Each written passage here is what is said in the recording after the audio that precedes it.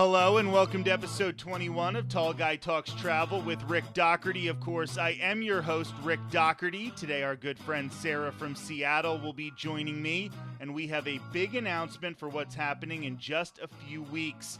Before we get started, please like, subscribe, and comment. Share this show with someone you know who loves Disney, Universal, or travel.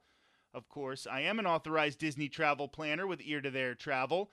With fireworks returning to Walt Disney World and Disneyland, Boo Bash coming to WDW, Halloween Horror Nights on the way at Universal, and all the 50th anniversary celebrations coming to Walt Disney World, there's a lot on the horizon. Just a $200 deposit can lock down your next Walt Disney World or Disneyland vacation. My services are always 100% free to you. Shoot me an email at rick@eartotheretravel.com, rick@eartotheretravel.com, or call 727-507-3123, 727-507-3123. If you have gone to the parks dozens of times or you're planning your very first trip, let's talk. It will really help out the show, and I believe I can help you out as well. Right now, it's time to bring back Sarah from Seattle to the show. Thank you for being here, Sarah. Thank you so much for having me back. I love being here. So we have basically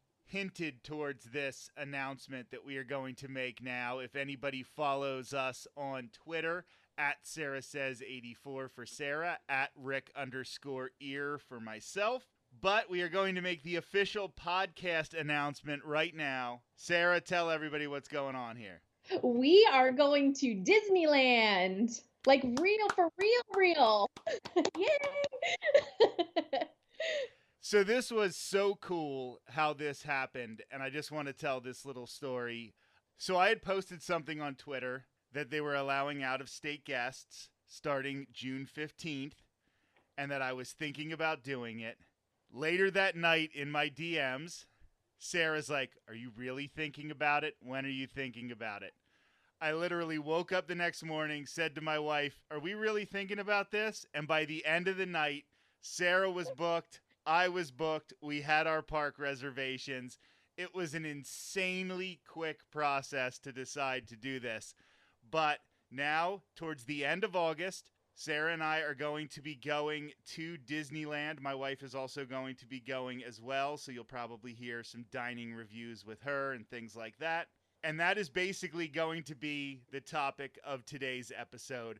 We're just excited about this upcoming Disneyland trip, getting back to Walt's original park. And I'm feeling emotional about it, like very much so. And I want to know, what are some of the things that are going through your mind just as you booked the trip, as you're getting ready to go here? Yeah, I'm so excited. I've been telling everyone that I'm going, and I am just thrilled. I'm a little nervous because I've been a while, and with COVID and with everything that's been going on, it's definitely going to be different. So I'm a little nervous about that. But I think over everything, I'm just like crazy excited. I am so excited to be back. So I definitely echo what you're saying. And I remember, because I've been back to Walt Disney World a lot, but my first time back at Walt Disney World was similar to this, where instead of just going for a day like I normally do, drive up for a day, come back home, I decided to stay on property, get 4 days out of it in a row so I could experience all the parks. This was before park hopping and everything like that. So I just wanted to make sure I got to all 4 of the parks, I got to experience everything I wanted, and turned it into a little bit of an event. And now we're doing basically the same thing for Disneyland, except for park hopping is available, which is pretty nice. Except for some reason, it feels so much more emotional, I guess is the only word I can think of, because of how long Disneyland was closed. These parks don't close. Like, I've watched live streamers walking around Disneyland after there was an earthquake that day. Yeah. Like, they don't close when there's an earthquake that day sometimes. So to have them have been closed for this long, and Disneyland has always been more of a vacation for me, where Walt Disney World, I go a little more regularly. So this is really going to be special. This is the first time I'll be leaving my state since the pandemic started. There are a lot of things that are going on that really make it feel a little bit like things are returning to normal, but also that let you know how not normal everything has been at the same time. So just those emotions are already kind of hitting me. But now I want to talk to you about this. This is the first thing I wanted to ask you. What do you want your first experience to be when you get back to Disneyland? What are you envisioning as you walk through the gates? Yeah. Oh my gosh, I don't even know. I've thought about this because there's so much, as we talked about in previous shows, that I have not experienced yet in Disneyland, because when I was there last, Galaxy's Edge wasn't open. And so all I got to see was the big old sign that said, "Nope, not yet."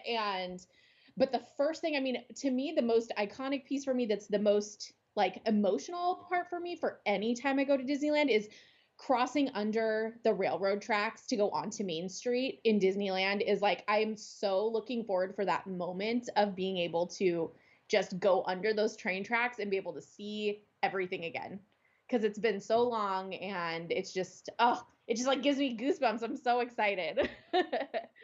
We are going to talk plenty about Galaxy's Edge in just a few minutes, but I know exactly how you feel about that. Going under the railroad tracks, it was a similar thing when I went back to Walt Disney World for the first time. My first day, my park reservation was at Magic Kingdom. I felt I had to do it that way, go to Magic Kingdom first. And I was standing there looking at the train station, and it didn't hit me yet. But then once I came around that bend there, and it's even so much more intense at Disneyland because Yeah. there's so much of a homespun vibe to it that is different than a little more of the mass-produced version at Walt Disney World. That I do. I honestly think I might cry when I do it. I know. I was thinking the same thing. I was telling my husband, I'm like, you're probably tired of me, first of all, hearing about this and only this. I was like, but but I'm probably gonna cry, like walking down Main Street. I'm probably gonna cry the first time that I ride Indiana Jones again. I'm just gonna cry. I'm just gonna be a wreck the whole time we're there. The last time I was there, the castle was under a scrim. Oh. So I'm really, really looking forward to seeing the castle not in a scrim. Sleeping Beauty Castle is so different than Cinderella Castle at Walt Disney World with the size and all of those things. And I'm just very excited to see that again, not in a scrim. Yeah. Was it a scrim for the did they have it because they were renovating, or was it because of the event that was going on that you went to? No, they were renovating it at the Okay. time, which was really unfortunate because we were only there for like the one day. Yeah, it was because of the remodel there in Yeah. 2019 when they did that. I totally understand they have to do it sometimes, and we get upset when people are on vacation and maybe sometimes you have to put up with it. Actually, when I first went back to Walt Disney World, when they first reopened after the closures, they were repainting the castle. Oh. It was for the 50th anniversary. And that first day, you had to take your pictures from a little further away because if you were close, you would see that they had numbers on the bricks for what color pattern they were going to put on there. So that's an interesting little side note. I love that. That's so funny. So obviously we don't know how shuttles are going to work and different things like that, but we're probably thinking that you're going to get there a few hours after I get there. Correct. Yeah. What attraction are you thinking you have to ride first? That is really tough because so in my family, like traditionally, we would always go to the Matterhorn first. We would like go down Main Street, do our thing, walk down, and then we'd just veer off and we'd go to Matterhorn. I don't know why we always did that, but I don't, as an adult now, feel that I need to do that, especially because my family's not going to be with me. This is my first like big solo Disneyland trip. I mean, I'll be with you and Courtney, but it's my first solo trip. So I don't know. I mean, I just want to ride everything. I'm ready. So I think mine is going to have to be Mr. Toad's Wild Ride. Now that it's not at Walt Disney World anymore, I can only do it at Disneyland. It is a Disneyland opening day attraction, a Fantasyland attraction. it just sort of feels like that is the vibe that I want to experience when I am back for the first time following everything that has happened over the last year plus. I know it's not going to be the only time I ride Mr. Toads because, trust me, you are getting a lot of social media content out of this trip, everyone. Facebook.com/ear to there Rick, Twitter.com/Rick_ear, and Instagram.com/Rick ear, the number 2 there. I'm going to be riding these things multiple times, getting all the pictures possible, all the videos possible. This is a business trip, or at least that's how I'm trying to tell my wife that it's for business. We have to do this. It's for the podcast. So we've sort of covered those initial aspects, but there are things that you have yet to experience at Disneyland. A few things I have yet to experience, and we're also super excited about those. One of my favorite things at Walt Disney World to do as an annual pass holder, as somebody who's a little spoiled and gets to go a lot and has a lot of friends on Twitter, I love watching somebody see Galaxy's Edge for the first time. And that is literally one of the most exciting aspects of this trip for me, is to try to see you experience Star Wars Galaxy's Edge for the first time. We won't be able to do boarding groups for that first day that we're going to be there for Rise of the Resistance, but I have a feeling you're not going to be able to wait till the second day to do Galaxy's Edge, right? We're at least going to walk in, walk around. I mean, I am just excited for that like reveal moment, kind of like for a different park, Universal. The first time I ever got to walk into Diagon Alley, I literally just stood there and like I thought I was going to start sobbing, crying. I'm a huge Harry Potter fan, and I just walked in with my parents and my sister and my husband, and I'm like, this is my dream come true. And now I'm like getting that same feeling for Galaxy's Edge, that I cannot wait to like cross the threshold into it just to see it in the Millennium Falcon and just everything. I'm just so excited. Sometimes I feel going to Galaxy's Edge, riding Rise of the Resistance, riding Millennium Falcon Smuggler's Run is sort of like Christmas morning for a parent. You're not getting the thing, but watching somebody experience that is such a joy, because I love these things absolutely with all my heart. Like the theme parks, I am a huge theme park fan. I love this stuff.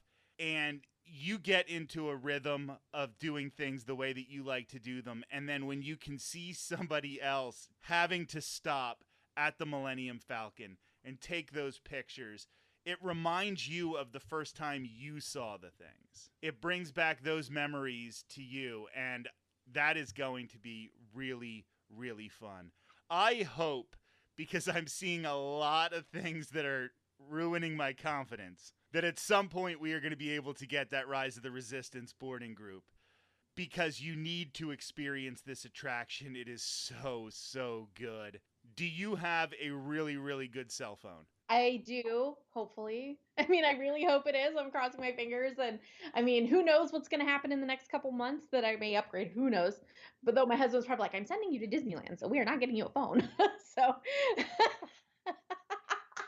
Because right now he has a really good phone, but I'm really hoping. I mean, I haven't had any issues with it so far, but I'm not gonna lie. Like, I am so excited, and I really, really hope. I have anxiety over getting a boarding group, like I know a lot of people do, but I don't think if for some reason, because it's so crazy when we're there or whatever, that it doesn't happen, it won't ruin my whole experience because of other things that we are going to get to experience. But I am crossing my fingers. I am hoping we get that boarding group.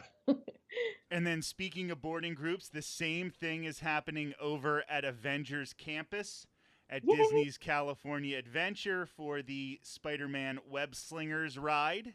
And this is going to be something that both of us are going to be experiencing for the first time. Avengers Campus, for the most part, obviously, except for Mission Breakout, which has been there and is still technically a part of Avengers Campus, is all new.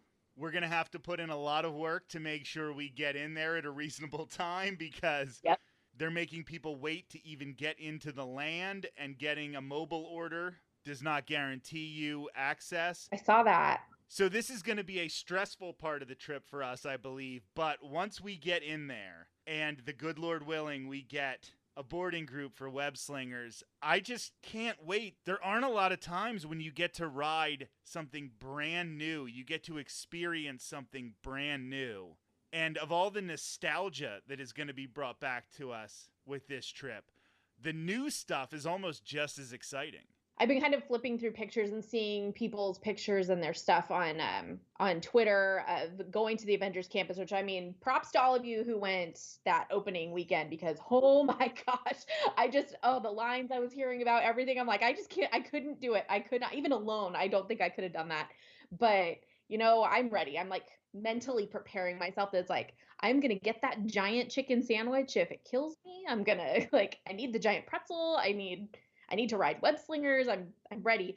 But have you decided? Are you going to ride the Mission Breakout? I will not ride Mission Breakout. I am a huge not fan of drops. Now, that being said, it is very, very possible that I will go through the queue with you and then chicken exit because I do want to experience all that stuff. But I definitely do not want to deal with the drops. Totally fair. There's a reason sometimes you're a bigger fan of the Disney theme parks than other theme parks. And one of them is because you don't like drops. True. It's true. But I definitely want to experience the inside. I want to see the hidden figment and all those things that we know about the queue. Well, there's a lot of cool stuff to see. I mean, my husband is not a fan of big rides at all.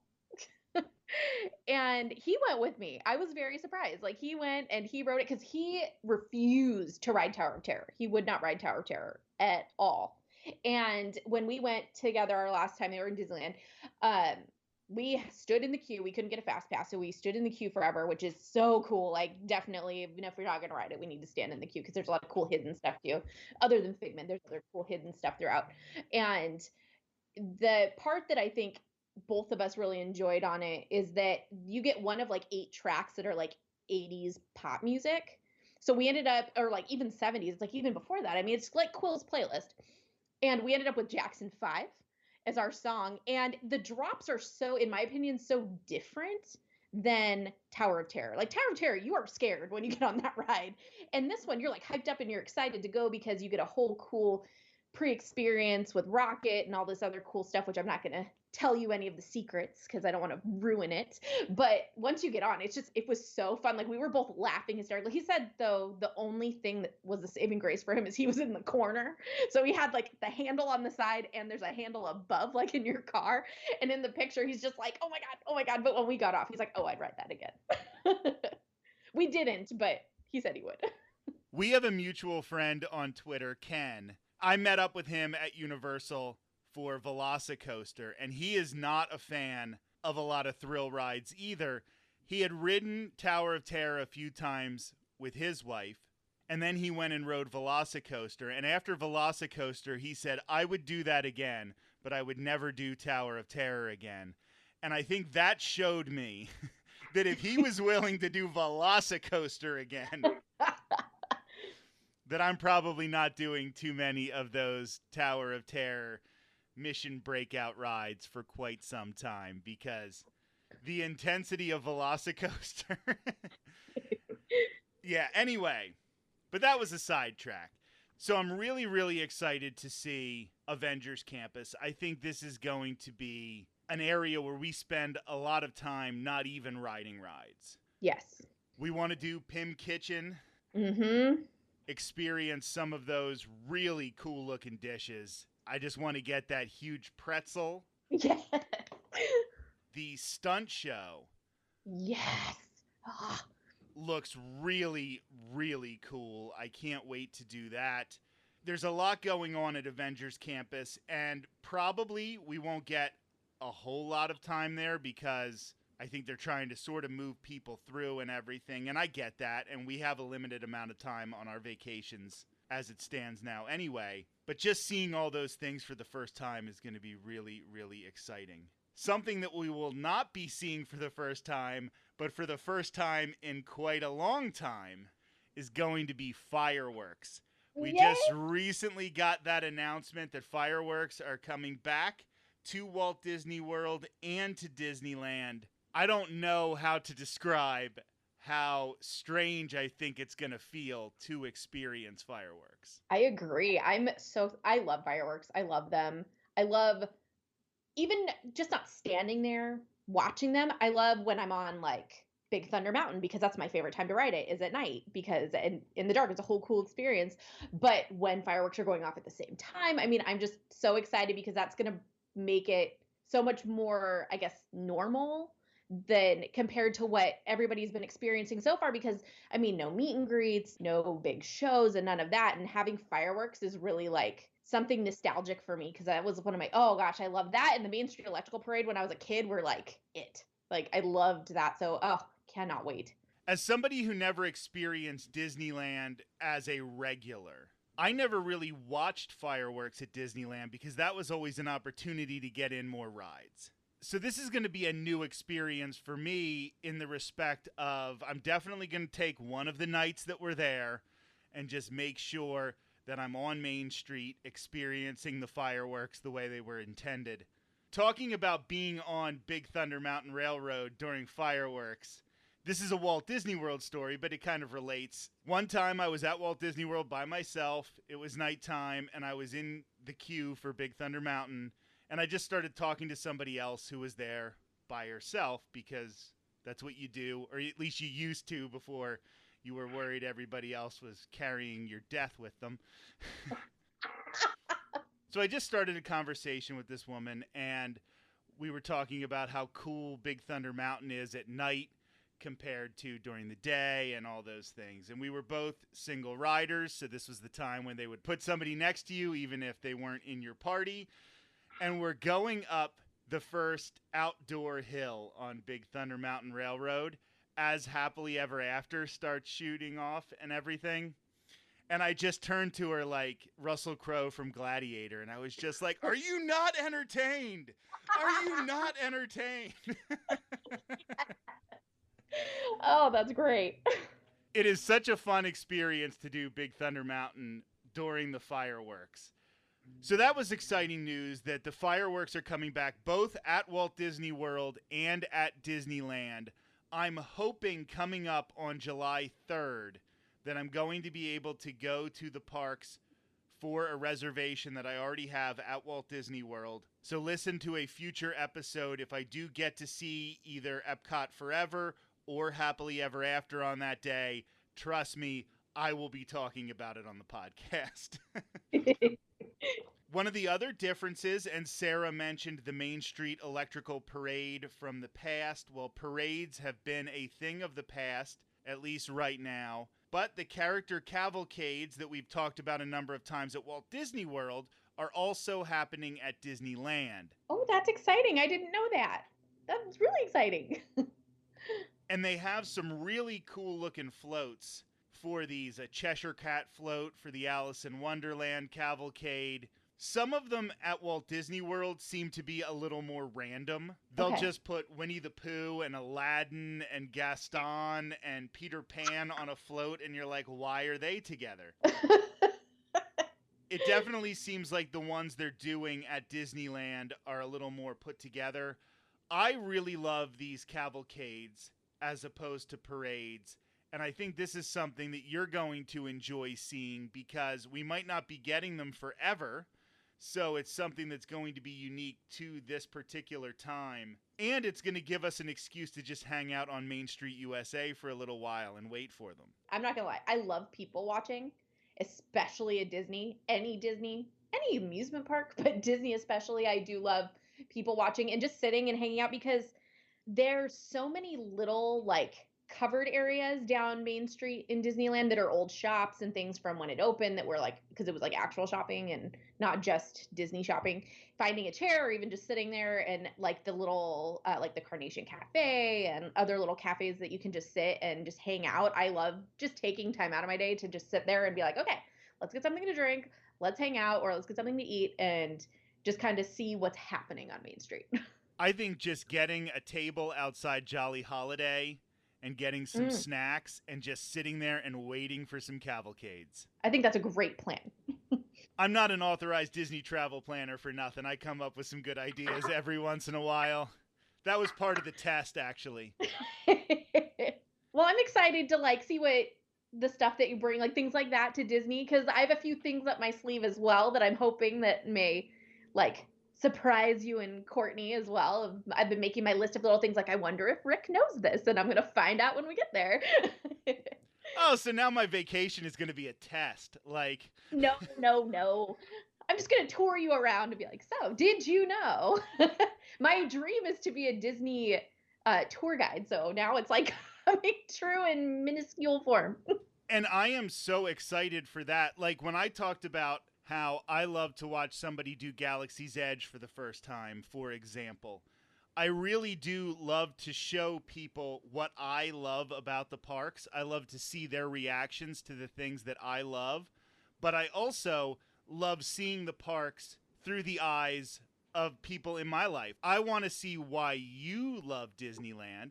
And that's going to be one of the things that you are going to be able to show me, because you're going to walk me around and say, this is what's important to me. And you go so much more to Disneyland than I go to Disneyland. So you're not a local, but it sort of feels a little bit like you have that vibe. You have family in the area, so you've gone a lot more than I've gone to it. So I love to see things through other people's perspectives. So I'm really looking forward to you being our tour guide for a little while. Yeah, I'm very excited. I mean, my family down there, we visited them every summer since I was 3, and go at least once each summer. I mean, once I got into my teenagers, we didn't go as frequently, but I'm excited too to kind of, be able to show, back in the day, this was this and things like that. So yeah, so I'm just super excited to experience it with you guys. So what is coming up very, very quickly for us is a big milestone in any Disney vacation in the planning process. And that is 60 days before your trip starts if you're staying on property or at a Good Neighbor hotel, or 60 days before the day you are going to be there if you are staying off property is your dining reservation day. Dun dun dun. So we thought it would be fun, instead of having this planning conversation in private like most normal people, that we would actually sort of discuss what we are thinking about our dining reservations and where we want to try to get a dining reservation live on air. Obviously, this is recorded. Podcasts don't go up live, but live on air. And that is how we are going to try to sort of plan out our day. So what are the restaurants that you really, really want to try to grab a reservation? To be completely honest, there are some that I'm not sure if they're reservation or not. So like Oga's Cantina. Don't know. I know in Disney World it is a reservation, but I don't know if in Disneyland it is, but I'd love to go there and try that out. As your authorized Disney travel planner, Oga's Cantina does require reservations. So we are going to have to look into that. They just recently made them available for like a whole slew of days because it just recently reopened and they went fast. If you want to do that, that's going to have to be priority one. I did it once at Walt Disney World, and I just happened to luck out because a friend of mine, actually Ken, the same friend from earlier, had a reservation to Oga's that he wasn't going to be able to use, and he was able to gift it to me. So I couldn't miss that opportunity. I don't drink alcohol. I don't eat meat, but I still had a great time. I definitely think you're going to want to experience this. I've never asked you, but I believe that you do drink alcohol. Am I correct? Yeah, I do a little bit. I mean, I don't go overboard or anything, but there are definitely some things I'd like to try, but I usually lean towards like I'll have one and then non-alcoholic everything else. So, Well, the reason I bring that up is because in all your life, this is going to be your first time that you could possibly get an alcoholic beverage in Disneyland Park. Yes, it is. It's actually a little exciting. Like I have to have one just because, it's like I have to. But I mean, when I turned 21, me and my mom we went to California Adventure at one point just for like a long weekend. And I'm like, we can go wine tasting, Mom, in California Adventure. I didn't even like wine. I still don't. So definitely Oga's Cantina is going to have to be on the list for things we try to acquire as a reservation. Are there any other places you're thinking? There's part of me that, I mean, I've gone there many times, but Blue Bayou, because now they're serving alcohol as well. Um, but I was trying to think, like, what else is reservation there? Because it didn't used to be this way, so that's why it's hard to like think about. You could just walk up, be like, "Hey, do you have anything later?" And they're like, "Oh yeah, let me get you on the list." And then Pim's Test Kitchen is not because it's a quick service. Like Oga's Cantina seemed to be like the one that I'm like, if I can get in there, awesome. That would be so cool. But there isn't really anything else like jumping out at me that I can think of off the top of my head. So in my mind, that's probably great. This is fun. It is almost like we are literally planning this out while everybody listens to us. I think that's good because in my mind, if we tried to make a reservation for Oga's and for Blue Bayou, that would be fine for me. Mm-hmm. Because I don't want to overly structure our days because right now there is a lot up in the air. Yes. With boarding groups, you can't overly plan your day because if it's 7 o'clock in the morning, you get a boarding group for Rise of the Resistance that doesn't get called until 5 o'clock that afternoon. Exactly. Then that can potentially lead to problems. So I think that being a little more fluid with where we're able to go at any given time. And one of my things I like to do at the parks, especially something I learned now more as an annual pass holder than when I was going for like week-long vacations before, and I would have everything planned out minute by minute, is sometimes you have more fun just being like, let's head over to Tomorrowland. Because that was something that my very first adult trip to Disney World really frustrated me, is that we didn't know we needed reservations. And it was my birthday. Like we'd flown in on my birthday and everywhere went, they're like, yeah, we can't do that. You need a reservation. And I'm like, Disneyland doesn't need reservations. And they're like, well, we're not Disneyland. Like that was so frustrating to me. And I found in Disneyland, yes, you do need that now, but they have so many really good quick service options now that they didn't have back in the day, that there are so many really good ones. Like I really hope that, I know that you don't drink, but Trader Sam's Enchanted Tiki Bar at Disneyland, you have to go, it's really small. But I'm really hoping there's one time that we can go and like experience it, because I love to see how you guys like it. And it's so fun. My husband and I never got to actually like sit down there because it was so packed when we went, but we just got to kind of walk around it and look at the cool stuff at what was going on. And I'm just hoping that it doesn't need reservations, number one, and that we can just go and like sit down and just hang out for a little bit, because it's awesome. While Sarah was saying that, I was going to text her pictures of me sitting at Trader Sam's because I actually have been to Trader Sam's at Disneyland. But yeah, that's also one that we should definitely try to experience because the Trader Sam's at Walt Disney World hasn't reopened yet. Nope. I think July 2nd is what the website said. Yeah, July 2nd. So exciting. So I'm definitely excited to get back to a Trader Sam's. Yeah, we'll definitely have to do that as well. So I think we've made the decision right now that the main reservations we're going to go for are Oga's and Blue Bayou and let everything else up to chance. I agree. I think that's a good plan. Because isn't Courtney, she kind of like the foodie and she really likes to like try different restaurants and things. Like I've heard on your other podcast with her that she likes to, like, you guys try a bunch of different places. And it's funny you calling her a foodie because like I see her every day. She's microwaving a pre-made dinner and I'm like, you're calling her a foodie? But I understand what you're saying. No, she does like to test smaller things. I think we will be doing a little bit more of the smaller items at quick service locations so that we can try more things as opposed to a lot of huge meals. But I think Blue Bayou is a necessity. Yeah, it's just so cool. And it being only at Disneyland and Pirates right there. I mean, you're in Pirates. If you can get in there, get in there. So you all will be hearing a lot more about this vacation, especially after we have taken it, because we're going to have dining reviews from every different location and how we found this post-reopening Disneyland vibe. You're going to be hearing Sarah's first impressions of Star Wars Galaxy's Edge.